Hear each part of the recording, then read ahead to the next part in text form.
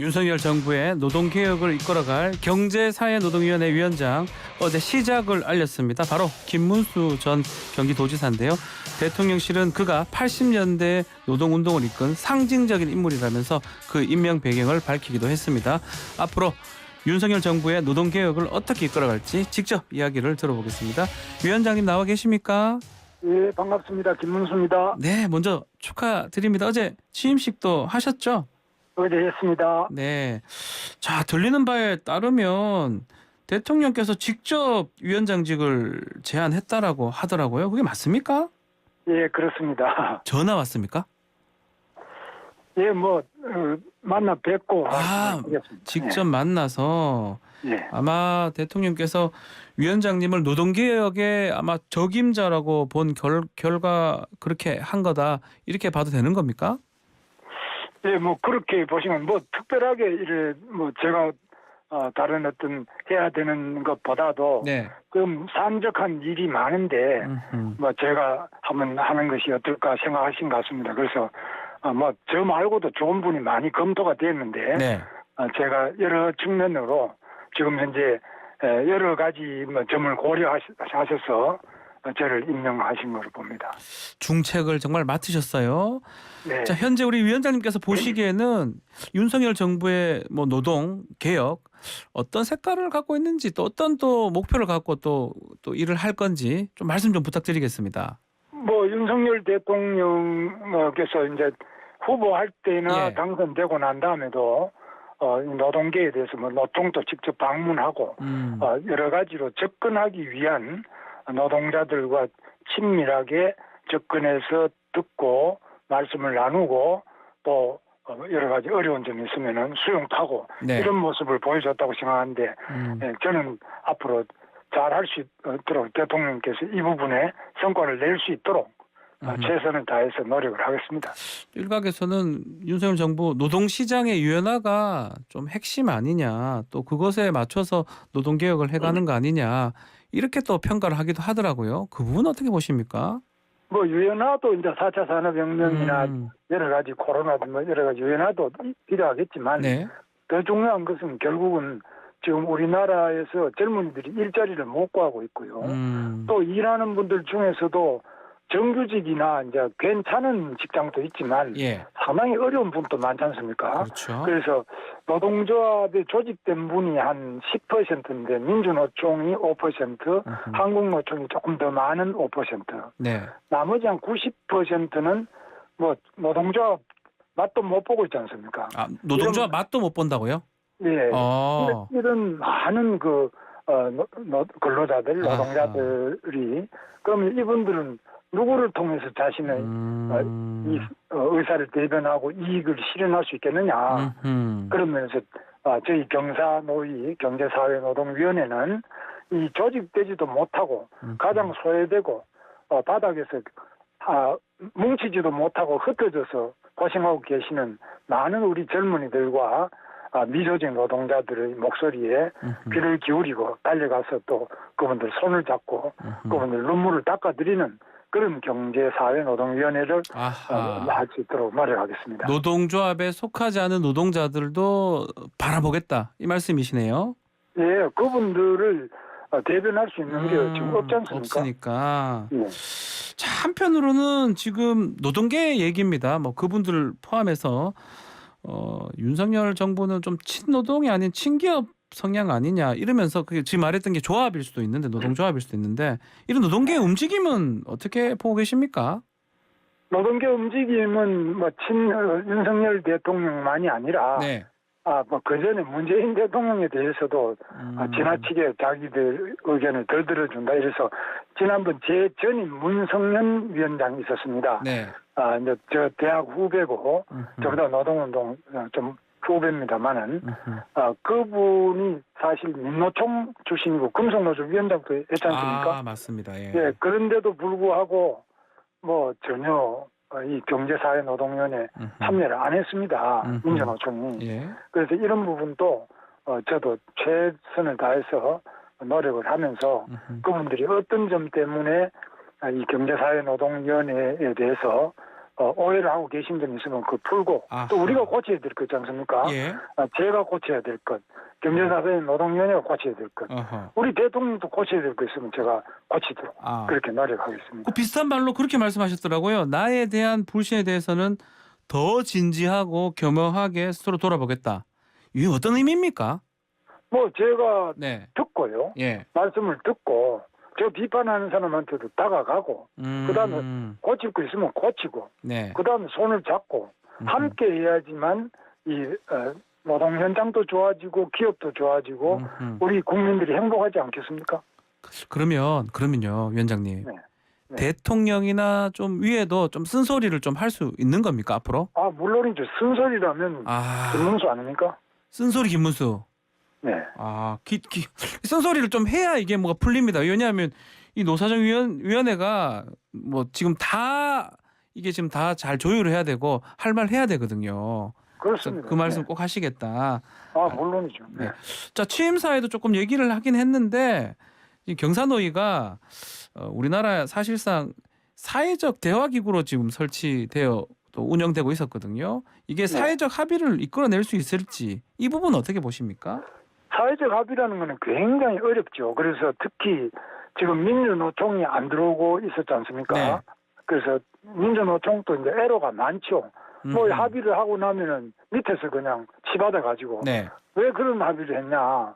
우리한테 해롭지 않냐? 예를 들면 IMF 때 김대중 대통령 때 예. 뭐 정리해고 같은 것도 경영이 어려울 때 할 수 있다. 그래서 IMF 때 정리해고 돼서 은행원들 이런 사람들 많이 그만뒀지 않습니까? 맞습니다. 뭐 그러고 나니까 그 후유증이 이제 불신으로 남아가지고 우리가 저기 들어가면 당한다.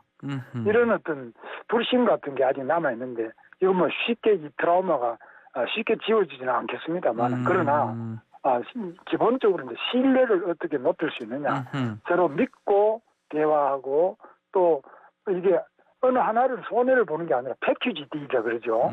뭐 하나가 손해 보면 하나는 득을 보고 엮어서 이렇게 같이 문제를 해결하는 방식으로 가야 안 되겠냐. 네. 뭐 손해 나는 것만 유연하면 하다면 너무 이래서 안 되고 어떤 거는 유연하도 하면은 어떤 것은 또 그다음에 그만큼 다른 이익이 있도록 이렇게 자기 우려하는 것과 좋아하는 것 이런 묻고 손해 나는 것과 득 보는 것 엮어서 전체적으로 우리 사회 전체, 우리 근로자 전체 또 우리 기업 전체에 다 도움이 되는 윈윈 상생하는 이런 경제사회노동위원회를 만들 수 있도록 제가 최선을 다하겠습니다. 그 지금 말씀하신 것 중에 이제 민주노총 같은 경우는 불참을 하고 있는 상황이잖아요. 경사노위에. 혹시 민주노총을 좀 설득할 수 있는 어떤 그런 방안도 우리 위원장님께서는 갖고 있으신지요? 뭐 방안이라고 하면 제가 이제 겸허하게 겸손하게 다가가는 것. 그러나 제가 뭐 가식적으로 숨겨서 가는 게 아니라 저는 뭐 솔직한 게 말을 하는 사람입니다. 뭐 상대가 듣기 싫어도 그 해롭게 하는 게 아니냐. 그대로 말씀 드릴 건 드리고 또 이야기할 건 하고 또 들어드릴 건 들어드리고 이렇게 해서 꾸준하게 노력하는 게 필요한데 특히 제가 뭐 경기도지사 할 때 민주노총 소속의 경기도립의료원이 6개가 있습니다. 수원, 의정부, 파주, 포천, 이천, 안성 이렇게 6개가 있는데 도립의료원이 경기도 전역에 6개가 당시에 민주노총 안에서 최강성이었습니다. 보건산업의료노조 중에서도.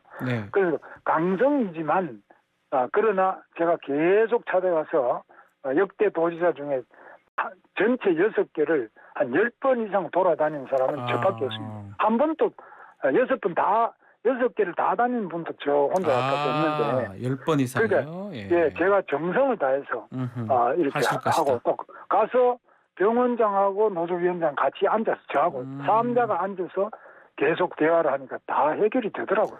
그리고 제가 예산 지원할 거 지원하고요.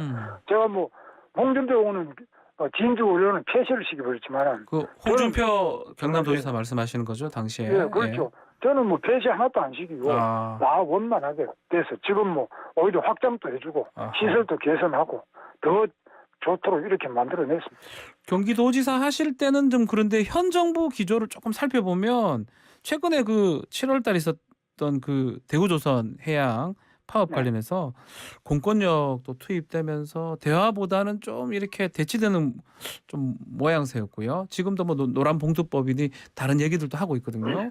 그런 것들이 좀 안 되면 노동계의 마음을 잡을 수 있을지 어떻게 보십니까? 그런 점에서 뭐 네. 노동계가 상당히 우려하는 것도 있는데 저는 대우조선해양은 회사가 망했지 않습니까? 네. 그 망해가지고 산업은행이 지금 회사를 관리하지 않습니까? 그렇죠. 산업은행은 이제 국민의 세금이 들어가는 데 아닙니까? 국민의 세금이 들어가는 데는 하여튼 국민 세금을 아껴 쓰고 그 국민 세금을 덜 축을 내고 오히려 세금을 많이 내는 대우조선해양으로 세금을 갖다가 쓰는 것이 아니라 예. 보통 기업이 세금을 많이 내지 않습니까? 그래서 그렇게 만들어야만 그것이 바로 국민에 대한 도리고 또 우리 기업의 도리고 우리 노동자들의 도리 아니겠습니까? 그러면 거기에 대해서 좀 미안하고 생각하고 또 이래야 되는데 거기 대우조선의 문제는 이제 너무 그 하청 기업 네. 지난번에 파업에 하청 기업의 근로 조건의 임금 수준이 아주 낮고 열악하죠. 예. 그리고 이런 부분하고 원청 대우조선 본 정규직의 노동조합하고 이 하청 노조하고 격차를 어떻게 줄일 수 있냐. 이거는 결국 그 원청과 하청 사이에 일정한 서로 타협이 필요한데 지나치게 이제 하청이 어려운 점이 있었습니다. 예. 그래서 그런 점들을 잘해서 조정해 볼 수 있도록 현장에서 서로 이 이해 당사자들의 네. 말씀을 함께 들어서 듣고 해결하도록 하겠습니다. 노력하겠습니다. 예. 한편으로는 이 얘기를 자꾸 하고 있어요. 이 얘기 제가 질문 안 드리려 하다가 위원장님 이제 유튜브 인기 좋으시잖아요. 이제 위원장 하시면 유튜브는 덜 하시겠네요. 이제 문 닫았습니다. 아, 문 닫았습니까? 예. 예. 유튜브는 사실 뭐 아시다시피 예. 이제 제가 이제 그 딴 일을 하지 않을 때 했는데 이건 제가 일단 좀 위치 자체가 지금은 그렇죠. 노사병을 합쳐서 대화하는 자리이기 때문에 유튜브 완전 폐쇄를 했고요. 아직까지 유튜브 얘기들은 많이 나오고 조금 뭐 구구적인 거 아니냐 이런 얘기들을 많이 하고 있고 이 부분은 어떻게 됩니까? 그거가 뭔지에 대한 판단도 해야 되겠습니다만 제가 이제 저는 박근혜 대통령 탄핵을 반대했던 사람이고요. 예. 그 반대했기 때문에 저 광화문에서 제가 태극기 집회한다든지 이럴 때 계속 열심히 했습니다. 그랬는데 그거에 대해서 이제 그거다 이래 보는 분도 있는데 네. 저는 지금도 박근혜 대통령 탄핵은 잘못된 것이라고 보고요. 네. 그리고 태극기 집회라는 것도 나이 드신 분들이 나라를 위해서 한 것이지 뭐 개인이 자기 봉급 올려달라 세금 깎아달라 이런 집회가 아닙니다. 애국적인 집회입니다. 네. 그 특히 이제 유튜브 발언 비슷한 것 같은데 그 불법 파업 손해배상 노란봉투법과 관계가 있습니다. 이게 언론이 전부 민주노총에 나팔수고 됐다. 뭐 이렇게 얘기를 하면서 노동계도 그렇고 민주당, 정의당 또 이런 부분을 좀 우려하는 것 같습니다. 어떻게 보십니까? 그렇습니다. 예. 네, 그래서 지금 보면은 언론 노조가 있지 않습니까? 네. 민원협도 있고 뭐 YTN에도 있겠습니다만. YTN도 있습니다. 예. 예, 그래서 여러 그 언론 노조가 있는데 언론 노조도 제가 처음에 초기에 만들 때는 제가 가서 교육도 하고 이랬습니다. 그 노조원들. 그래서 언론 노조도 필요하죠. 왜냐하면 공정방송을 해야 되니까. 예. 그러나 지금 언론 노조가 지나치게 뭐 예를 들면 파업 같은 거 이런 거는 지금 아까 말씀드렸지만 정부의 세금을 받아가 국민의 세금을 받고 운영되는 이런 데는 좀 과도한 파업을 한다든지 이런 거는 좀 문제가 있지 않느냐. 예. 뭐 쌍용도 사실 상당히 어려우셨잖아요. 제가 도지사 할 때 쌍용이 예. 굉장히 어렵게 있었는데 그런 지나치게 뭐 회사가 망할 정도까지 되는 데는 이런 데는 조금 노사간에 뭐 사장은 다 이제 날아갔지만 노동자들은 그대로 일하지 않습니까? 이런 분들 회사를 일단 살리기 위해서 여러 가지 헌신적인 노력을 해야 된다고 저는 봅니다. 그래야 회사가 살아나지 않습니까? 살아나는데. 예, 그래서 회사를 살리고 그 다음에 싸우고 뭐 달라고 그래야지. 회사가 망해가지고 국민 세금을 가지고 자꾸 그냥 투쟁하고 자꾸 더 달라고만 해서는 안 된다. 그러나 부당한 거는 말하지만 과도한 요구는 자제돼야 된다. 안 망한 회사보다는 망한 회사 노동조합은 좀 더 자숙해야 된다고 저는 봅니다. 자, 지금 뭐 시간이 얼마 좀 안 남았는데 현안은 노란봉투법 같아요. 정의당하고 민주당이 지금 추진을 하고 있는데 이 부분은 좀 문제가 많다라고 얘기를 했던 것 같아요. 이수진 의원이 발의한 그 소위 말하면 노동조합법 예. 개정 아니죠. 이른바 노란봉투법. 예. 네, 노란봉투법이라고 하는데 네. 그 부분을 보면은 지나치게 이 손해 그렇게 되면 이제 노동조합이 결의해가지고 한 모든 행위는 어떤 행위든지 간에 손해배상 못하게 하고 노동조합의 그 결정을 따르지 예. 않은 것만 한다 이렇게 돼버리면 알겠습니다. 노동조합이 하는 거는 무슨 굉장히 성역이나 면책 특권이 있는 것처럼 이렇게 돼서는 안 된다. 노동조합이 알겠습니다. 하더라도 결의했더라도 법적으로 따져봐야 된다. 불법적인 거는 그거는 안 되죠. 알겠습니다. 위원장님 시간이 다 됐습니다. 네, 예, 위원장님 하여튼 잘 일 좀 잘해주시길 바라겠습니다. 감사합니다. 네, 감사합니다, 위원장님. 네, 감사합니다. 경사노위 김문수 위원장과 함께했습니다.